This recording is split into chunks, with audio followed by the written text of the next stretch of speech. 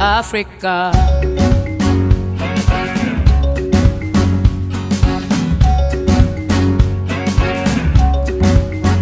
The land is good, the land is fine. Gold we have, diamonds we mine. Yet we fight, we cover it all in blood.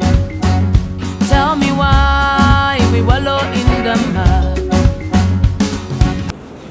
I would like to welcome you all to this consultative meeting on the promotion of Kiswahili as a language of wider communication. As a little remark, I want to qualify some words here. Meeting on the promotion of Kiswahili.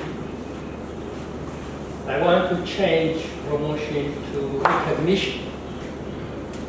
This consultative meeting should be about recognizing Kiswahili as not just a language of wider communication, in my view, as the language of communication of the sub-region, if not of the continent.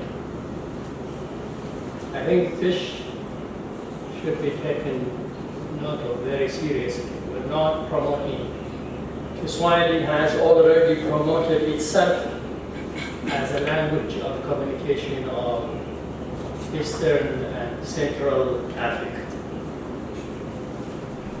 We have to do a lot more to do the same to raise the level of other languages in Africa. Because language is a whole means through which we develop human power for economic development. If Africa has to develop its economy, it has to develop its mind. And that can be done through a language like Kiswahili, which all the people in the sub-region take as a major language of communication in education and culture. We have to change the development of Africa. We have to change the state of mind of Africans. And that can be done if we use the language we know best. And the language we know best in this part of Africa is none other than Kiswahili. So this is a fact that we have not to promote, but to recognize and do what it takes to do to make Kiswahili an efficient and proficient means of communication in schools and beyond. Sometime in one of the consultative meetings of Akalan, I think it was last year or the year before that, I said this, and I want to repeat it, that Akalan should not be an African Academy of Languages, because languages are forms. Their content is a culture.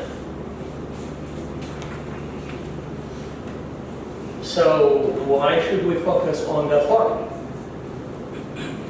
Why don't we take both the form and the content? The content is the culture. So Akalan should be, not Akalan in my view, but Akalak. African Academy of Languages and Cultures.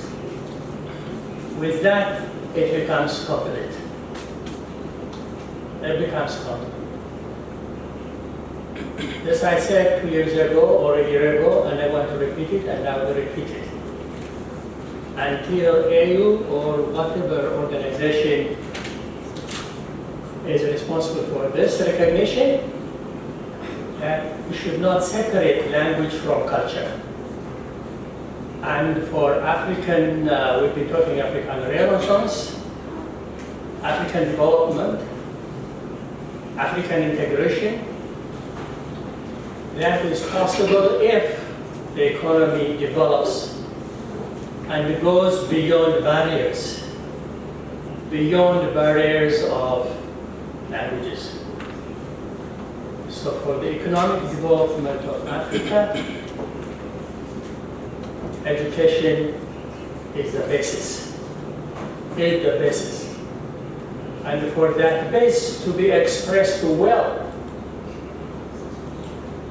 a widely known mother tongue or second language like Kiswahili should be in place.